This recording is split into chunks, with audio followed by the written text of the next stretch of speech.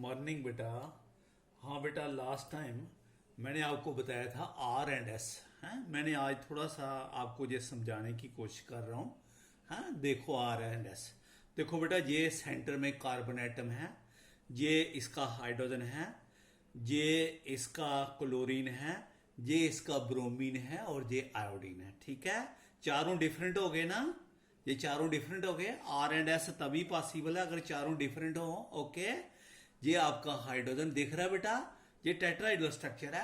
ये हाइड्रोजन है, ये आयोडाइड है, बड़ा है ना सबसे, आयोडाइड है, ये ब्रोमाइड है और ये क्लोराइड है और ये हाइड्रोजन। अगर हम वो पराइटी फैक्टर देखें तो कौन आता है पहले? वन ये आता है आयोडाइड, फिर ये ब्रोमीन और ये क्लोरीन और ये लास्ट में हाइड्रोजन। मैंने आपको बताया था ना, ये टेट्राहेड्रल स्ट्रक्चर बनता है। जो तीन है ये मेरी और फेस कर रहे हैं और जो लाइटर है उधर चला गया। ठीक है, और ये इसको हमने 1 कहा है, ये 2 कहा है, ये 3 कहा है। 1 से 2 जाएं, 3 जाएं तो फिर बेटे ये क्लॉक वाइज बनता है। ठीक है, ये क्लॉक वाइज बन गया तो ये आर कॉन्फ़िगरेशन होगी।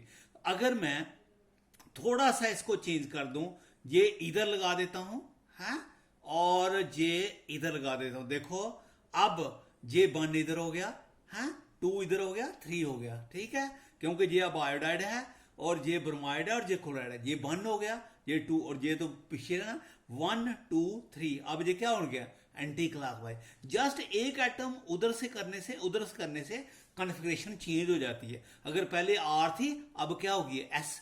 1 2 3। आई होप आपको थोड़ा बात समझ आ गई होगी मेरी। ठीक है, दोबारा समझा रहा हूं, देखो ध्यान से। ये जो लाइटर है ये सबसे पीछे ले गया मैं हाइड्रोजन। ये आयोडाइड है, ये ब्रोमाइड है और ये क्लोराइड है। 1 2 3। अगर मैं 1 पे जाऊं, दिख रहा ना, 1 2 3। कैमरे से बात करो जरा। 1 2 3।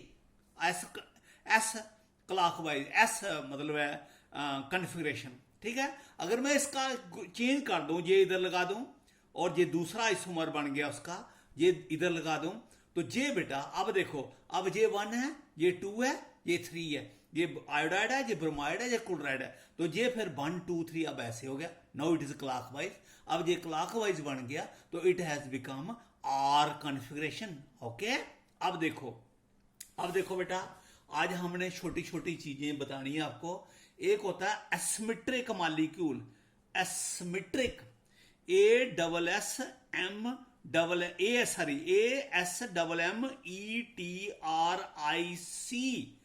Asymmetric molecule. बेटा एसिमेट्रिक मॉलिक्यूल वो होता है ऑर्गेनिक में जो कार्बन 4 डिफरेंट एटम के साथ या ग्रुप ऑफ एटम के साथ लगा हो, that carbon is called A asymmetric carbon. और वो जो मॉलिक्यूल होता है उसको बोलते हैं एसिमेट्रिक मॉलिक्यूल। समझा कि asymmetric molecule, A molecule in which carbon atom is attached with 4 different atom or group of atom, उसको बोलते हैं सिमेट्रिक। सिमेट्रिक मॉलिक्यूल, सिमेट्रिक का मतलब होता है बेटा जब उसके साथ चारों के चारों जो हैं वो एक जैसे लगे हैं। This is called a symmetric molecule. Symmetric when all the 4 different group are same. ठीक है, दिस इज एसिमेट्रिक। बात समझ आ गई? हो गया। अब देखो बेटा, नाउ अब जहां पर मैं आपको आज बताने लगा हूं plane polarised light. Plane polarised light. ठीक है बेटा, देखो मैं समझाता हूं, इसको ध्यान से सुनना, बहुत आसान है। कोई इसकी छोटी छोटी टर्म्स यूज होनी है, जो आज मैं जितना भी पढ़ाना है छोटी छोटी टर्म है। ये लाइट है बेटा, ठीक है, ये लाइट है, ये आपका बल्ब चल रहा है, कोई सोर्स है, ये लाइट जा रही है इधर साइड। ये जब लाइट इस साइड को जा रही है, ठीक है, ये लाइट है, आपको मालूम है जो व्हाइट लाइट है, ये जो लाइट होती है इसमें 7 किस्म के वेव्स होते हैं। 7 वेव्स मिलके आपको व्हाइट लाइट मिलते हैं। और वो 7 वेव्स में किसी का ट्रफ छोटा होगा, किसी का बड़ा होगा, किसी का उससे बड़ा होगा, किसी का उससे बड़ा होगा, किसी का उससे बड़ा। There will be 7 type of waves 1 2 3 4 5 6 and 7। मेरी बात समझ गए? ये वेव बन रहे हैं ना, ऐसे ऐसे वेव बनता है ना बेटा, मेरी बात समझ गए? ये वेव बनता है ना ऐसे, ठीक है। तो ये 7 टाइप के वेव जा रहे हैं, और ये जो वेव है ना, ये मैंने एक प्लेन में डाले हैं, ये सब प्लेन में जाते हैं, ऊपर नीचे भी जाते हैं। यानी ये है लाइन, प्लेन ऊपर नीचे भी जा रहा है, इधर भी जा रहा है, इधर भी जा रहा है। यानी ये लाइट जा रही है, दिस इज लाइट है, beam of light which is travelling in this direction and has got 7 type of waves, ठीक है। अब मैं क्या करूंगा, जहां पर एक फिल्टर लगा दूंगा, वो फिल्टर ऐसा है, वो एक ही वेव को जाने देता आगे। यानी अब जो लाइट जा रही है वो सिंगल वेवलेंथ लाइट है, राइट। इस लाइट को सिंगल वेवलेंथ लाइट, इसमें 7 टाइप वेवलेंथ थे, इसमें फिल्टर लगाने के बाद ये जो है सिंगल वेवलेंथ लाइट जा रही है। ओके, बात समझ आ गई आपको आई थिंक। ये जो सिंगल वेवलेंथ है इसको बोलते हैं monochromatic ray of light. Monochromatic ray of light, समझ लगी? इसको बोलते हैं हम मोनोक्रोमेटिक रे ऑफ लाइट, यानी कि लाइट जिसमें सिंगल वेवलेंथ है। ओके, अब देखो, लेकिन एक बात सुनना बेटा, ये वेवलेंथ ये ऐसे एक ही प्लेन में नहीं है, क्योंकि फोटोन एक थोड़ा जा रहा है, बहुत सारे जा रहे हैं। कोई इस प्लेन में जा रहा है, कोई ऊपर नीचे जा रहा है। यानी लाइट है, वेवलेंथ एक है, लेकिन वो डिफरेंट प्लेन में जा रहे हैं। डिफरेंट कितने प्लेन बन सकते हैं आप सोच नहीं सकते। यानी ऐसे बन रहा है, एक डिग्री ऊपर चले जाओ, हैं, उसके चलते जाओ, यानी दे डिफरेंट वेवलेंथ है, बट वेवलेंथ एक है, लेकिन they are moving in different plane, right. अब वेवलेंथ एक है, जहां अलग वेवलेंथ था, इसको बोलते हैं मोनोक्रोमेटिक रे ऑफ लाइट। कोई पूछे आपको what is mono, A ray of light having only 1 type of wave length. अब दोबारा मैंने एक जहां पर फिल्टर लगा दिया है, ये क्रिस्टल होते हैं, उसको निकोल क्रिस्टल बोलते हैं, जहां मैं आपको सिंपल तरीके से समझाने की कोशिश। अब पहले आपका जो वेव, अब जो लाइट जा रही है वो एक ही प्लेन में जा रही है, मतलब समझ गए? ये भी है, यानी सिंगल वेवलेंथ लाइट, सिंगल ये भी सिंगल वेवलेंथ था, ये भी सिंगल वेवलेंथ है, लेकिन इसकी एक बात है, वो क्या है? Restricted to move only in one plane. ये जो एक प्लेन है, ये भी मोनोक्रोमेटिक है, ये भी सिंगल वेवलेंथ है, लेकिन इसके बहुत सारे वेव हैं डिफरेंट प्लेन में। इसमें वेवलेंथ सेम है दोनों का, लेकिन इसका जो लाइट है वो एक ही प्लेन में मूव कर रही है, ठीक है। इस लाइट को हम कहते हैं प्लेन पोलराइज्ड लाइट। मैं बताता हूं क्यों बोलते हैं इसको plane polarised light. Plane polarised light, right, ये प्लेन पोलर लाइट है। यानी इसका कोई डेफिनेशन पूछे, what is plane polar light? A single wavelength light travelling in same plane, single wavelength of light travelling in same plane, समझा? That is called as a plane polarised light. अब इसका नाम ऐसे क्यों पड़ा? देखो, ये लाइट जब हम किसी मॉलिक्यूल के ऊपर फॉल करते हैं तो ये लाइट ना अपने प्लेन से मूव करके दूसरे प्लेन में चली जाती है, पोलराइज हो जाती है। मेरी बात समझ गए? पहले ये इस प्लेन में जा रही थी, जब किसी मॉलिक्यूल के ऊपर गिरती है उसके बाद ये अपने प्लेन से निकलकर दूसरे प्लेन में चली जाती है, पोलराइज हो जाती है। इसलिए इसका नाम क्या पड़ गया? Plane polarised light. जैसे मैंने अभी आपको मॉलिक्यूल बताया, ये मॉलिक्यूल है टेट्राइडल, जिसमें ये एसिमेट्रिक मॉलिक्यूल है। ये एसिमेट्रिक मॉलिक्यूल पर ये हाइड्रोजन होता है, जब इस पर लाइट फॉल होती है 1 2 3, ये मॉलिक्यूल रोटेट, इस पर लाइट फॉल हुई तो मॉलिक्यूल रोटेट कर गया। लाइट गिरी इधर से, लेकिन जब रोटेट कर गया तो पहले वो इस प्लेन में जा रही थी, इस प्लेन में जा रही थी, लेकिन जब इस पे गिरी तो वो मॉलिक्यूल रोटेट कर गया, वो इस प्लेन में चलेगी। मेरी बात समझ गए?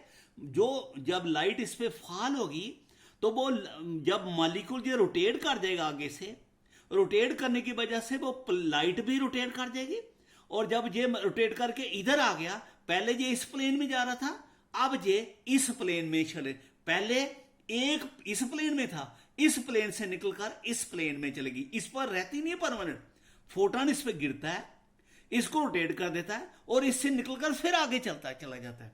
ठीक है, तो वो एक प्लेन से निकलकर दूसरे प्लेन में चला गया। ठीक है, तो इसलिए अब ये कितना, ये देखो, ये 1 2 3 क्लॉकवाइज रोटेट किया इसने। ठीक है, तो ये इसने क्लॉकवाइज रोटेट कर दिया। अगर मैं इसको उल्टा कर दूं, ये इधर कर दूं, तो अब ये इसको एंटी क्लॉक में रोटेट करेगा, 1 2 3, इसी मॉलिक्यूल को। पहले वो इधर को रोटेट किया था, अब लाइट गिरेगी तो इधर को गिरेगा, यानी कि पहले लाइट ऐसे जा रही थी, फिर इधर जाना शुरू कर दी, फिर लाइट ऐसे जा रही थी, वो इधर जाना शुरू कर दी। मतलब कहने का कि अपने प्लेन से निकलकर वो दूसरे प्लेन में चली जाती है। That is why it is called a plane polar light. लेकिन कौन से मॉलिक्यूल इसको रोटेट कर सकते हैं?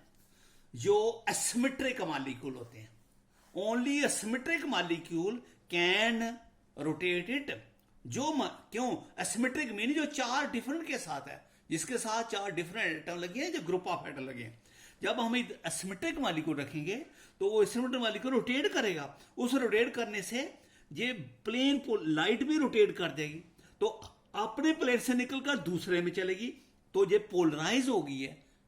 इसलिए कहते हैं प्लेन पोलराइज्ड लाइट। अब ये रोटेट करेगी, मॉलिक्यूल डिपेंड करता है, कई बार ये 10 डिग्री रोटेट करती है, कई बार ये 20 डिग्री करती है, कई बार 30 डिग्री करती है, कई बार 60 डिग्री रोटेट करती है। ठीक है, अगर ये करे रोटेट क्लॉकवाइज, मैंने आपको बताया, जो इसको बोलते हैं optical active compound, optical activity बोलते हैं, ऑप्टिकल एक्टिविटी। मतलब any compound which is active towards, which is active towards plane polarise light, यानी जो प्लेन पोलराइड की ओर एक्टिव है, मतलब उसको रोटेट कर देता है, उस कंपाउंड को बोलते हैं optically active. Compound is called as a optically active and phenomena is called as a optical activity। उस कंपाउंड को कहते हैं ये कंपाउंड ऑप्टिकली एक्टिव है। कौन? जो इस प्लेन पॉइंट को रोटेट करता है। मॉलिक्यूल कौन सा ऑप्टिकली एक्टिव होगा? जिसके साथ 4 डिफरेंट है, जो एसिमेट्रिक है, सभी नहीं। अगर ये मॉलिक्यूल, इसको देखो डी और एल समझा रहा था, अगर ये मॉलिक्यूल जब लाइट इस पे गिरती है, अगर ये मॉलिक्यूल ये सपोज क्लॉकवाइज रोटेट करता है, इसको जिस पोजीशन पे मर्जी ले जाओ बेटा, ये आपका है 1, ठीक है, ये इसको इधर कर दो, ये इसको इधर कर दो, ये इधर कर दिया, ठीक है, दिस इज, इसको क्लोरीन समझ लो ना ये, ठीक है, दिस इज, ये मॉडल बेटा ऐसे थोड़ा सा आटा लेके बनाया रहा हूं, परफेक्ट नहीं बन रहा। देखो 1 2 3 क्या होगा? अगर ये रोटेट करेगा क्लॉकवाइज, इसको कहते हैं, अगर ये रोटेट करे क्लॉकवाइज, इसको कहते हैं डेक्स्ट्रो रोटेटरी।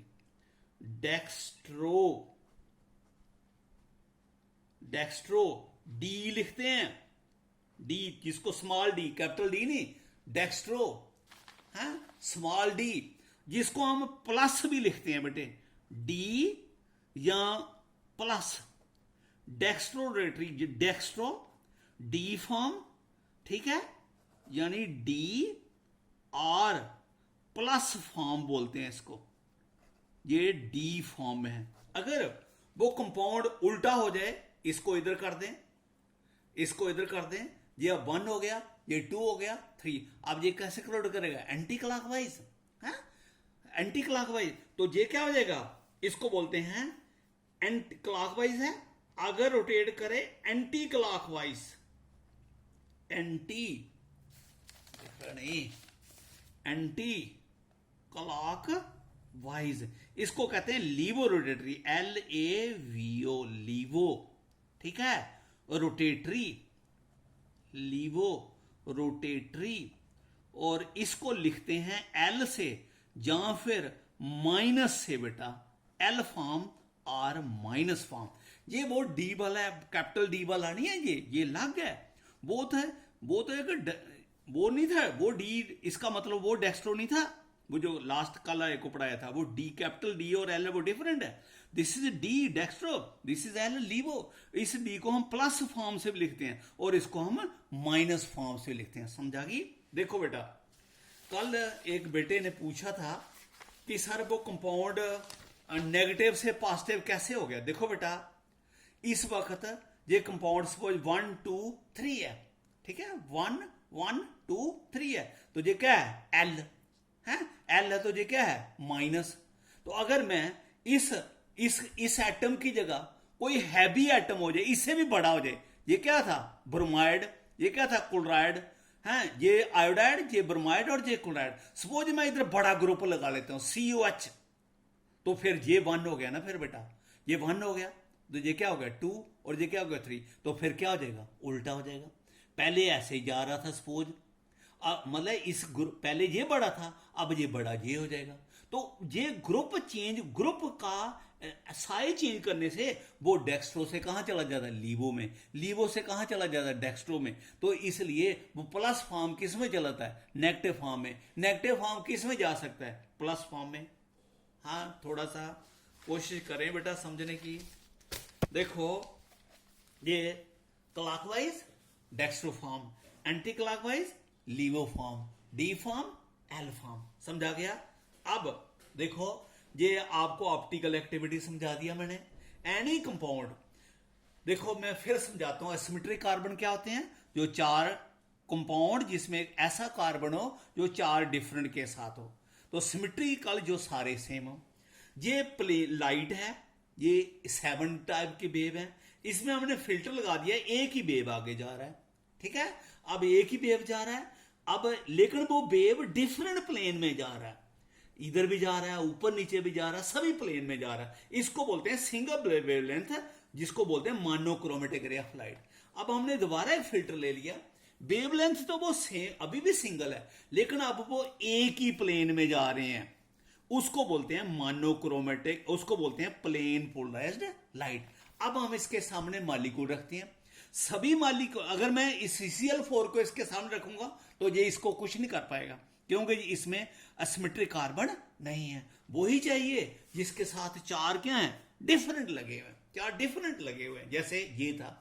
तो वो मॉलिक्यूल इसको रोटेट कर देगा, आइदर क्लॉकवाइज और एंटी क्लॉकवाइज।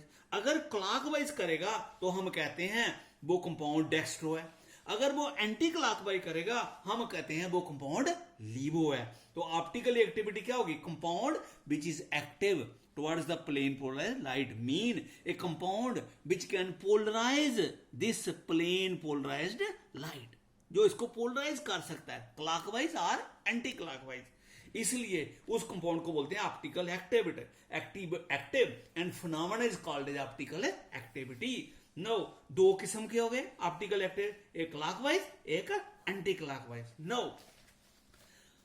अगर हमारे पास डी भी है और डी पड़ा है प्लस एल पड़ा है, एक कंपाउंड डी है डेक्स्ट्रो और दूसरा क्या है, लीवो, दोनों इक्वल मिक्सचर में, मतलब है एक ही कंपाउंड है, ये कंपाउंड है, इसका Cl इधर कर दूं, I इधर कर दूं, तो अगर ये पहले डेक्स्ट्रो होता तो अब क्या हो जाएगा, लीवो। अगर ये पहले है 1 2 3, ये क्लॉकवाइज है, ठीक है। अगर मैं I इधर ले जाऊं तो फिर ये बन जाएगा 1 2 3, ये क्या बन जाएगा, एंटी क्लॉकवाइज। पहले एंटी क्लॉकवाइज था, अब क्या बन गया, क्लॉकवाइज, ठीक है। अब यही इसी कंपाउंड का एक फॉर्म डी है और दूसरी फॉर्म क्या है, एल।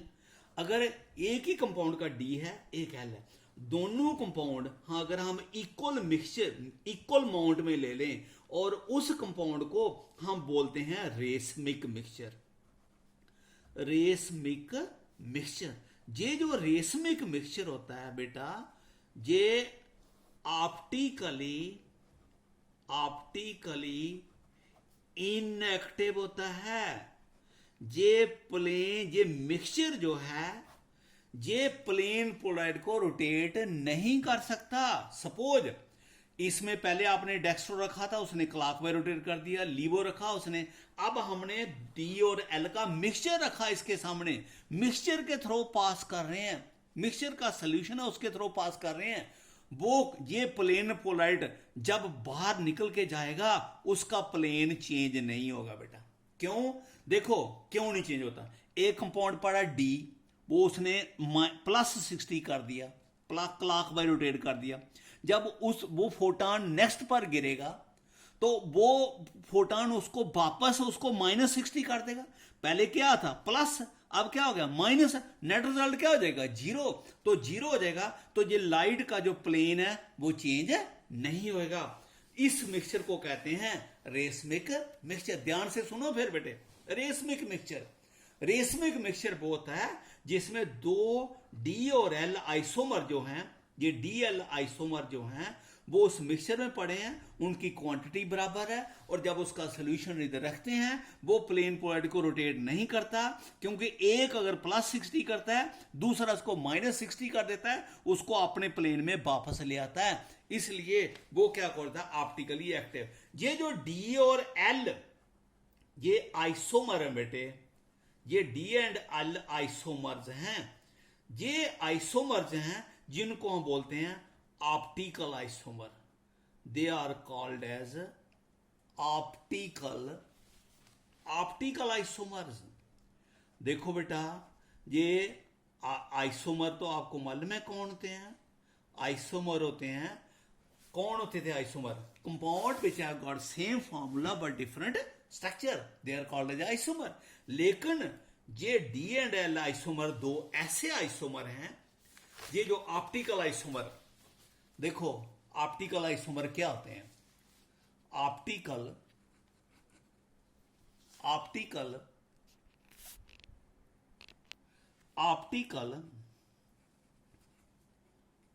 आइसोमर जिनका देखो बेटा सेम फार्मूला, उनका सेम फार्मूला होता है बेटा, सेम स्ट्रक्चर, भाई उनका स्ट्रक्चर भी सेम होता है, ठीक है, same physical and chemical property, भाई उनका सब कुछ सेम होता है, same physical property, same chemical properties. जो आगे आपने आइसोमर पढ़े थे जिनका फॉर्मूला सेम होता था, स्ट्रक्चर डिफरेंट होता था, प्रॉपर्टी भी डिफरेंट होती थी, लेकिन ये एक ऐसे आइसोमर हैं जिनका फॉर्मूला भी सेम, स्ट्रक्चर भी सेम, प्रॉपर्टी भी सेम, लेकिन क्या डिफरेंट है, ओनली डिफरेंट बिहेवियर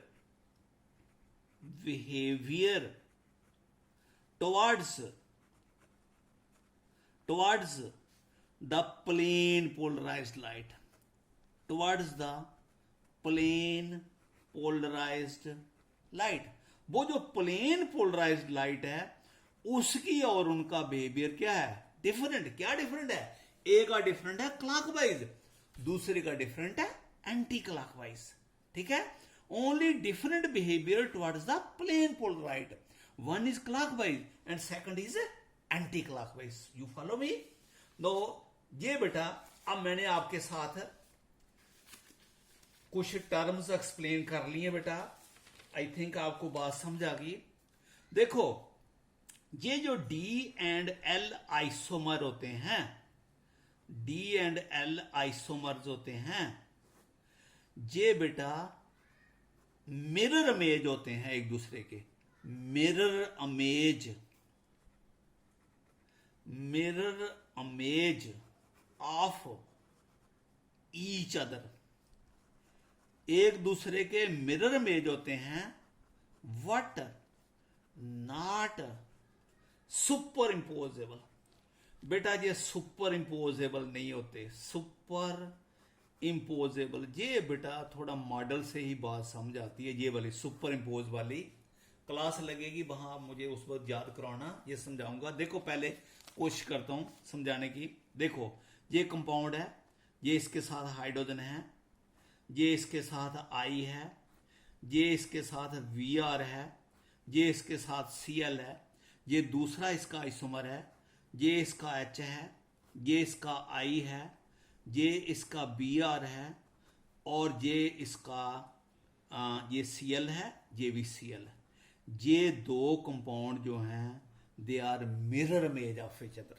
देखो बेटा शीशे के सामने इसको रखोगे, ये अगर शीशे से हटा दोगे ये आपको पूरा शीशे में दिखेगा, यानी ये आपका मिरर है।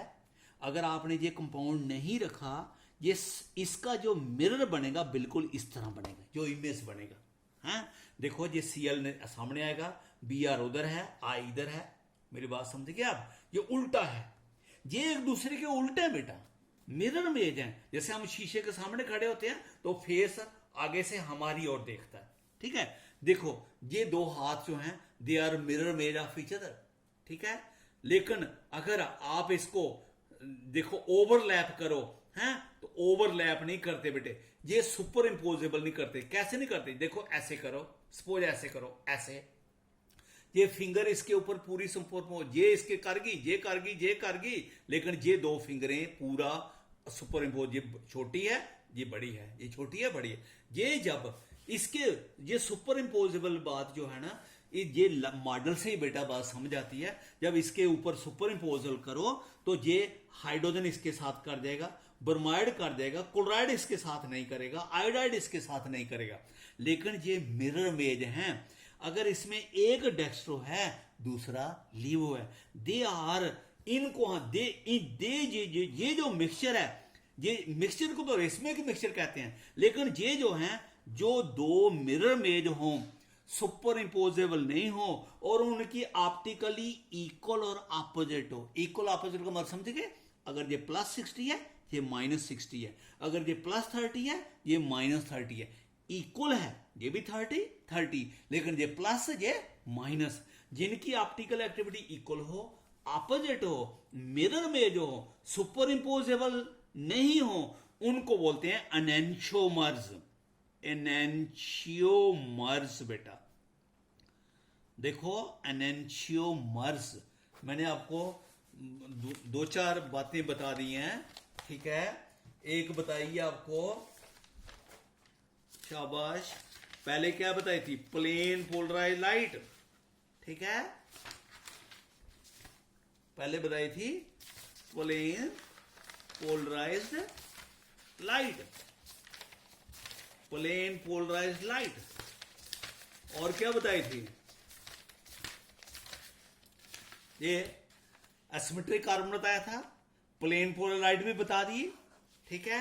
ऑप्टिकल एक्टिविटी क्या होती है ये बता दिया। ये ऑप्टिकल आइसोमर हैं, ये डी एंड एल आइसोमर जो हैं इनको बोलते हैं ऑप्टिकल आइसोमर। ये अगर दोनों का मिक्सचर हो उसको क्या बोलते हैं? Racemic mixture. ये जो कंपाउंड इस प्लेन पोलराइड को एक्टिव हो उसको क्या बोलते हैं? Optical activity, active phenomena is called as optical activity. और ये जो बताया, ये जो रेस they are called as enantiomer हैं।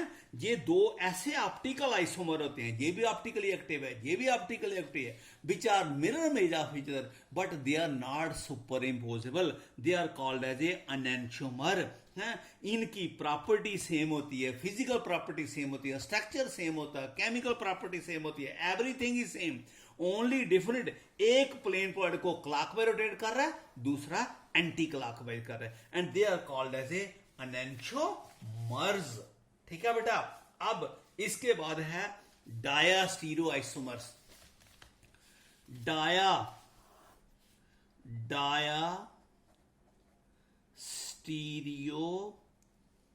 डायास्टीरियो आइसोमर्स। देखो बेटा ये क्या होते हैं? ये डायास्टीरियो आइसोमर वो होते हैं जिनकी optical activity opposite optical activity opposite optical activity opposite होती है बेटा। एक डेक्स्ट्रो दूसरा क्या है? लीबो। What not equal. लेकिन उनकी ऑप्टिकली एक्टिविटी इक्वल नहीं होती बेटा। मतलब अगर डेक्स्ट्रो वाला +30 है, लीबो वाला हो सकता +40 हो। Not equal and are not superimposable. अरे भाई ये सुपर इंपोजेबल भी नहीं होते। ऐसे मॉलिक्यूल जो होते हैं उनको बोलते हैं डायास्टीरियो आइसोमर्स। यानी कि ऑप्टिकल एक्टिव हैं वो, लेकिन उनकी एक्टिविटी इक्वल नहीं है और वो सुपर इंपोजेबल नहीं है। They are called as a diastereo isomers. इसकी एग्जांपल नेक्स्ट वीडियो में बताता हूं। ओके।